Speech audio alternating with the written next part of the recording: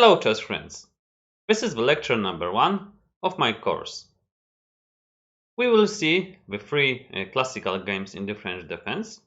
One of them is lost from black, but it doesn't matter because I think that it's worth to see it because the attack of the white was so nice. So let's move on to the first game of my introductory first chapter. This is e4, 6. Of course, the game it was between the world champion Alexander Alechin and his opponent was Hans Farny. The game was played more than 100 years ago in 1914. e4 e6, e4 d5, knight c3, knight f6, bishop g5, and here the move from black, bishop e7. In the next chapters, we will see how to react on the McCutcheon variation. I prefer here to play bishop b4, but of course this is the topic of the next lectures. Bishop e7 is the move which is fully playable. Here was the move e5, knight fd7, and the move h4, the famous Alechin-Chattard attack. This move was introduced by the little-known French master Chattard, but also Alexander Alechin was the one who popularized that move.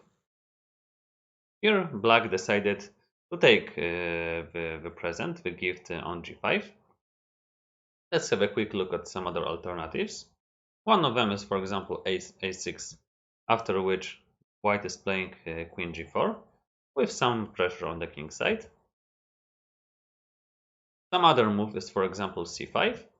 The most aggressive, black immediately wants to destroy white's center, and after knight b5.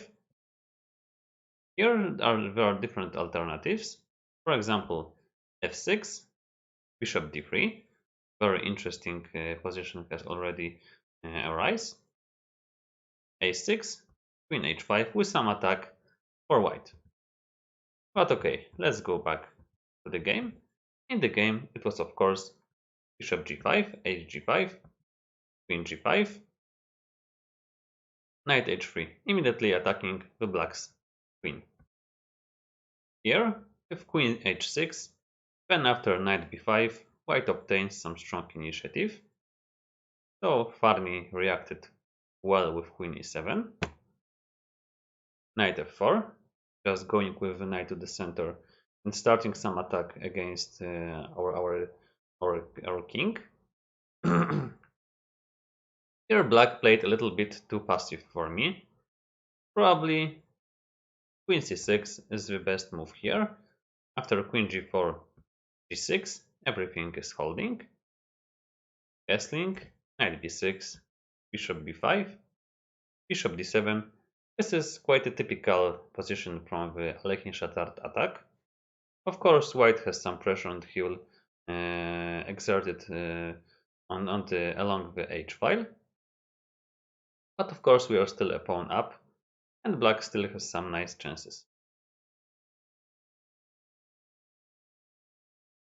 So let's have a look at knight f8, which was in the game, queen g4, and f5. Again, this is the move which I do not like much. But of course, knight g6 was losing on the spot because white is simply regaining the pawn with big pressure. This is the little tactic. But maybe probably in that position it was best to play g6. But after g6, again the d5 pawn is hanging, so probably it's almost right now quite different, quite a difficult position for black. So he reacted with f5, ef6, gf6, and castling queenside. It wasn't hanging on d5 because after ed5 we are hitting on d5 with check. But right now this is the threat. So c6 is an obvious move. Rook e1. Of course, right now this is white who has strong initiative for the sacrificed pawn. And here are some different alternatives. Let's have a quick look at them. For example, if bishop d7, then white can already sacrifice the piece on d5, cd5, knight d5. The position is simply lost for black because he has two big troubles with development. White in next move can play even queen f4 with a threat of taking on f6 or giving the check on c7 if black is going with a queen back to d8. So this position is really bad for black. For example, if knight a6, then comes bishop a6, d6, again taking on d5, cd5, knight d5, queen f7, and again the queen f4. This move is just too strong, and probably there is no hope for black. So in the game it was king d8, maybe some kind of logical move, but the position cannot be good here for black. Rook h6, e5, queen h4. I really like the style of play in that game by the world champion Alexander Alekhine, and this is why I'm showing you the game where black lost, because it's also good to see how can white attack in that position and what are the possibilities for white. Knight bd7, if f5, maybe this was the best choice, just go to much worse ending. But still, it's not. Black is not losing on this spot, so he will just have some chances to at least play a little bit longer. But he decided to play in some other way, which is knight bd7, which is also not the worst move here. Bishop d3, very nice move, just developing the bishop to some active square. e4, queen g3, queen f7. Queen d6 was losing too, because after bishop e4, d4, rook e4, king c7, knight check, cd5, and last move would be knight b5. So, as you can see, the position is very difficult for black. In the game, it was move queen f7. Here, again, very nice attacking move from Alexander Alekhine, which is bishop e4, e4, and knight e4. White simply is exerting bigger and bigger pressure against the black's king. Rook g8, of course, after queen e7, rook e3, the result will be the same as in the game. And for example, if queen a2, some activity finally from black, then knight f6. In knight f6, queen g7, everything is hanging and the black is simply losing.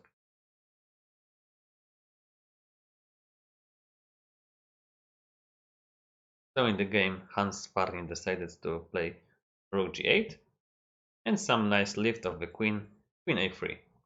Right now the d6 square is very weak in black's camp. Queen g7, after queen e7 there would be some nice end after queen a5, d6, queen c3, again some nice lift from the white's queen. So queen g7, knight d6. Of course black cannot take on h6 because there will be a fork on f7. So he tried knight b6. Knight e8, again some very nice move. Again, after taking on h6, black would be mated after queen d6 and queen c7. He played queen f7 and queen d6. This is just already the same. Let's have a look at how the game could end. If queen d7 taking on f6, probably there is no other move like queen e7, and black is simply checkmated. So this is why he resigned. A very nice game from the world champion. This is the first game of our course from the French defense. Of course, I do not wish you to play such games as black. But anyway, it was a good way to start with our course and to have a look at some nice attacking game.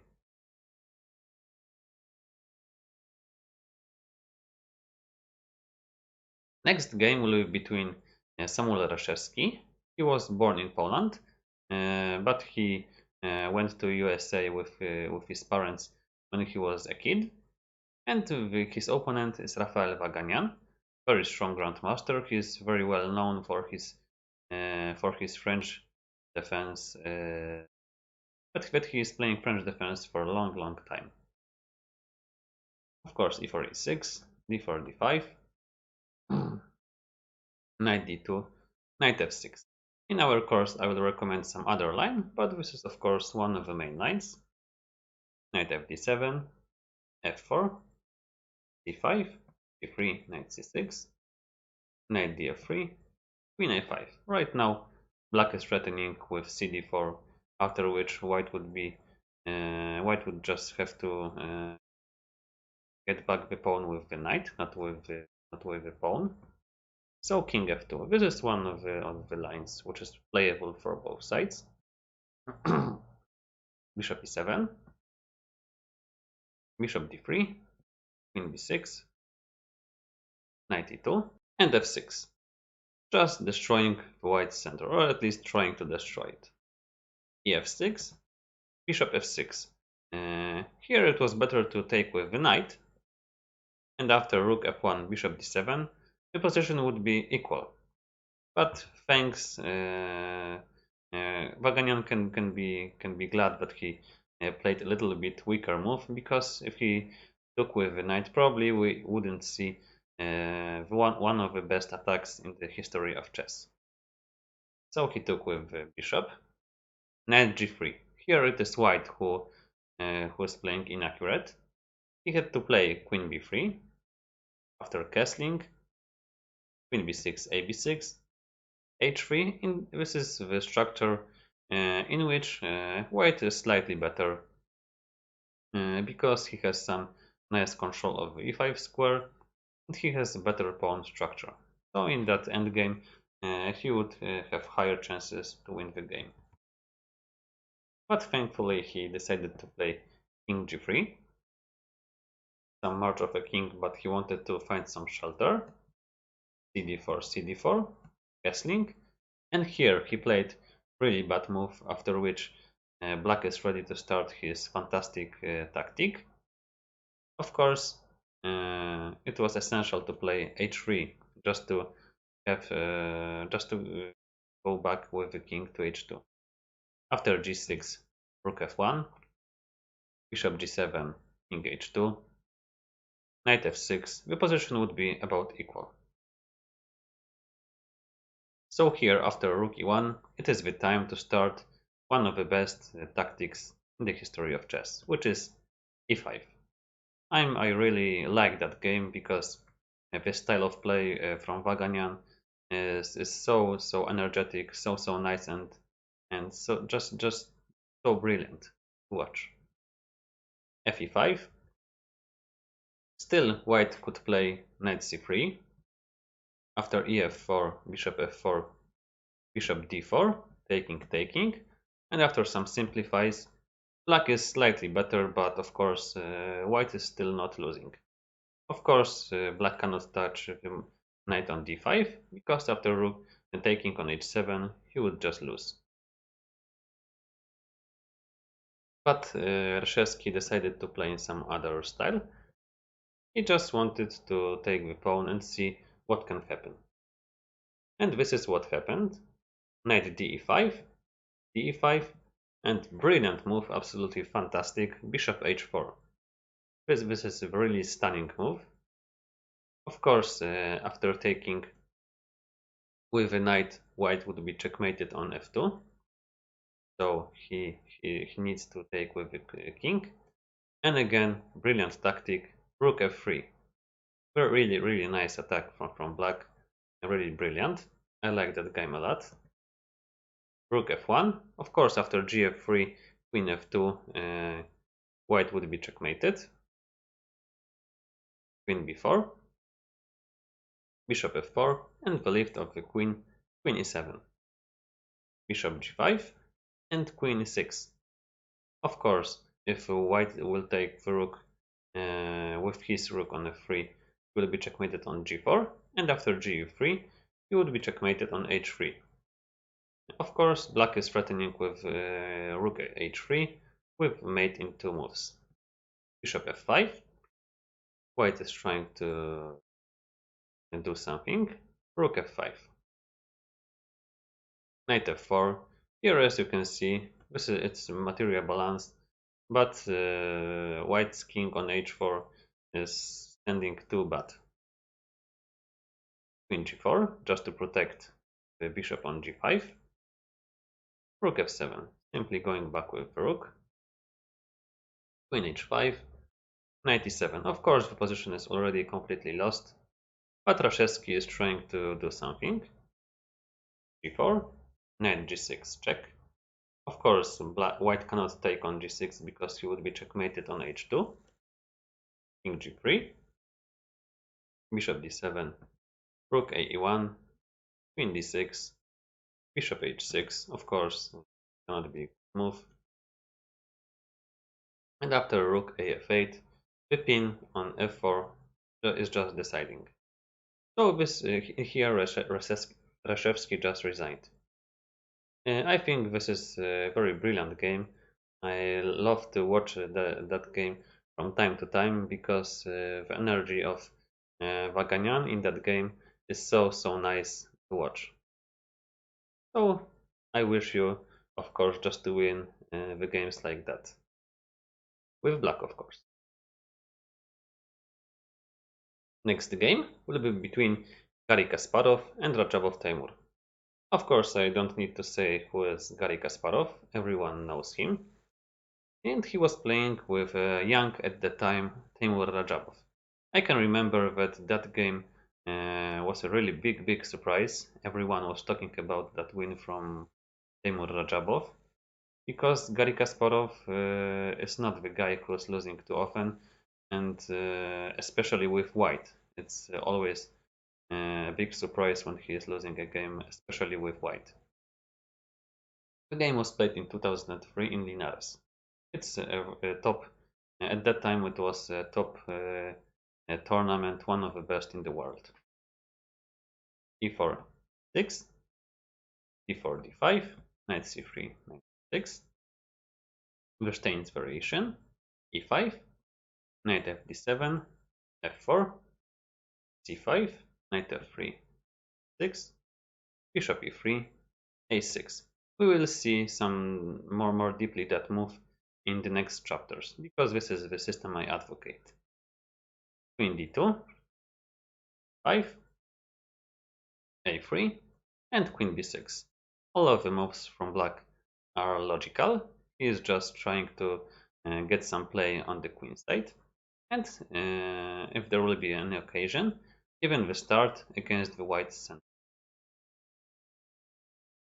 Knight e2, and here Rajabov decided to play in some interesting way.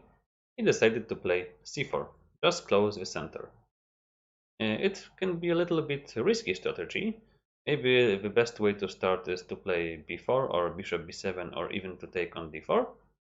But that strategy works in that game.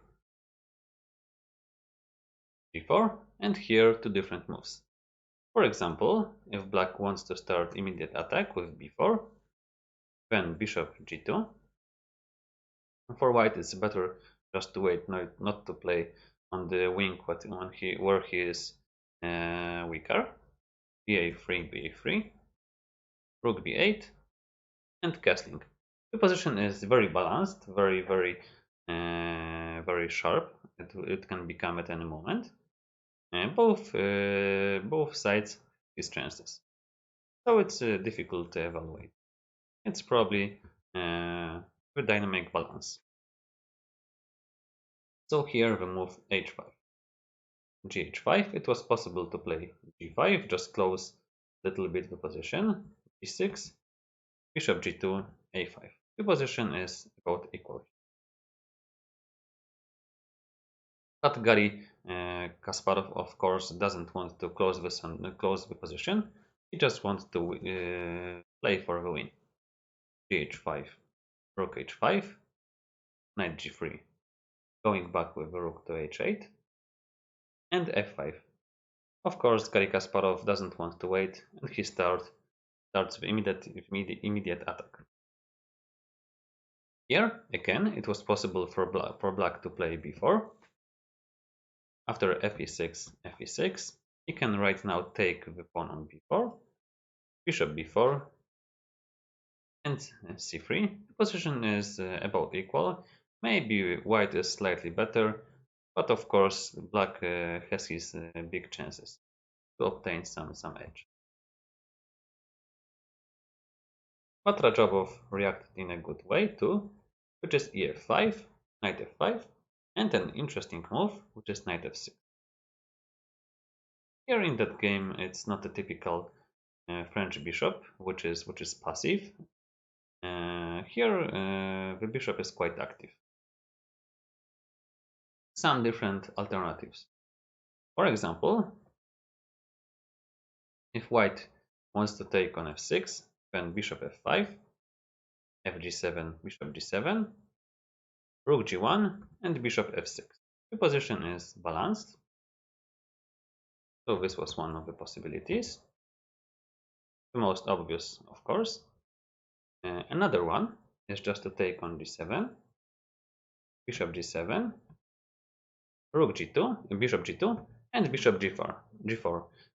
Again, the position is balanced and is difficult to evaluate and to play. Garry decided to play the other option, which is knight g3, going back with the knight, knight g4. Very nice move, just attacking the bishop on e3. Of course, Garry played bishop f4, bishop e6. In that position, it's better for black to go for the long castle. Here the move c3 was played in the game. After bishop g2, bishop e7, h3, knight h6, again the position would be balanced. Another possibility. But of course, move c3 is fully playable. Bishop e7. Rajabov is simply developing his pieces. Knight g5, castling. Let's have a look if black wants to take the knight on g5, then after bishop g5, knight a5. Of course, castling long would end in a disaster after knight b3. So white is forced to play rook d1. And here, some interesting move, which is f6. Black immediately starts some destroying the white center. ef6, knight f6. The position is again balanced. At some point, black's knight can jump to b3, just to hamper a little bit the white's queen. And of course, black has his chances here. He is not worse. But he decided to immediately castle. He is not afraid of giving up the light squared bishop. Bishop e2. This move allowed some interesting tactic, which we will see. Maybe it was better just to not allow it and to play queen e2, and after knight h6, castling long. The position is probably a little bit better for white, but nothing more, thanks to his pair of bishop.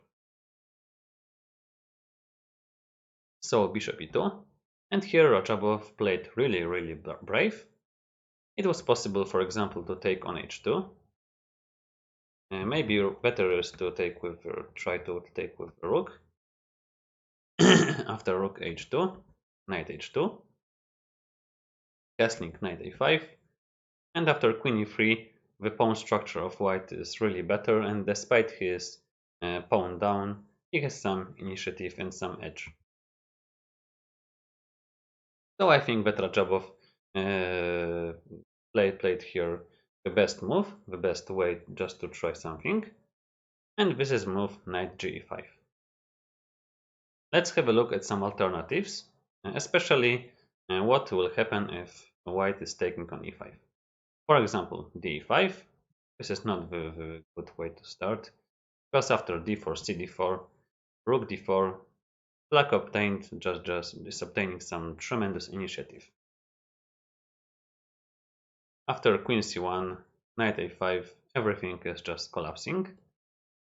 And if queen e3, rook f8, just attacking the f4 bishop, bishop g5, taking, queen a5, again, this is the end. So it was too risky to take with d5. But let's check the move bishop e5, which is probably a little bit better. Knight e5, d5, queen c7. Right now d4 is not working as good as in the previous variation.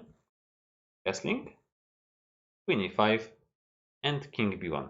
Of course, engines are favoring here white, because this is the obvious reason, because white is simply a piece up. But I think that here black still has some good counterplay. His central pawns might become really strong at some point. And of course, it's much easier to play such position with black.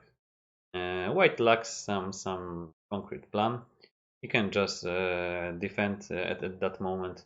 So I think the game is still balanced here at that point, despite the evaluation of engines. So this, as you can see, the decision of Rajabov to take on e5 was just right.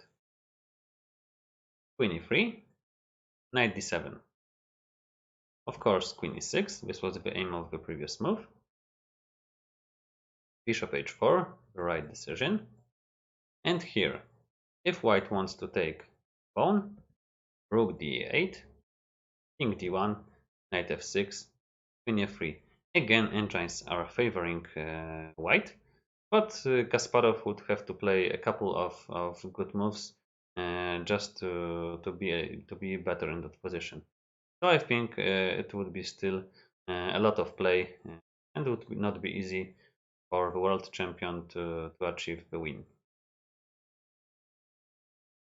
Kasparov decided to play in some other manner, which is queen g4, g5, a good move, bishop d2. Again, Kasparov is not taking the pawn. Let's have a look what could happen. Rook dg8, taking on h4, h4, and after queen c7, right now it's black who is better, because he has a queen for rook, a piece, and a pawn. And so this was one of possibilities. Kasparov, of course, didn't want to go for such variation where he can only fight for a draw. Bishop d2, rook d8. It was also possible to play knight a5, which was equally good move. But rook d8 looks the most logical. Castling, knight a5. Black's knight is ready to jump to b3. Rook df1. Here, Kasparov just blundered. He should play some prophylaxis, which is king b1, queen g6, king a2, queen e6, taking, bishop g4, and rook f6. The position is equal, and the most likely it would just end in a draw, because there will come some simplifications. So this was the way how Kasparov should play. So we can see, if you can see how the position is not easy to play, because even the Garry Kasparov is just blundering. Knight b3, king d1, of course bishop g3. Right now, after hg3, there would come queen g6, and the black's queen would just penetrate all of the position from white, and it would be just simply losing. So he played rook f7, rook d8. It's better to play that move instead of queen 6. Bishop g5. Again, after queen g3, where it will come queen g6. Bishop g5, queen g6. Again, this very annoying maneuver for white. He played here queen f5. This is just losing, of course, but there's There was no other way just not to be mated. Rook f5, rook df8, taking of course with the knight, because the rook is still pinned. Bishop f3, bishop h4. As you can see, black is just simply f is up, so there is just matter of technique. Knight d7, taking on d5 another pawn, rook e8, bishop e6, knight dc5, again some nice tactic from Rajabov, bishop f7, rook e7, bishop h5, and the tremendous knights on d3 and b3. Here Kasparov just resigned because his position is just hopeless. So in chapter 1 I showed you some nice possibilities for black, some nice classical games for played for us as black. As you can see, there comes sometimes a very nice dynamic game, and I wish you of course just to play such games. Thank you for watching. Goodbye.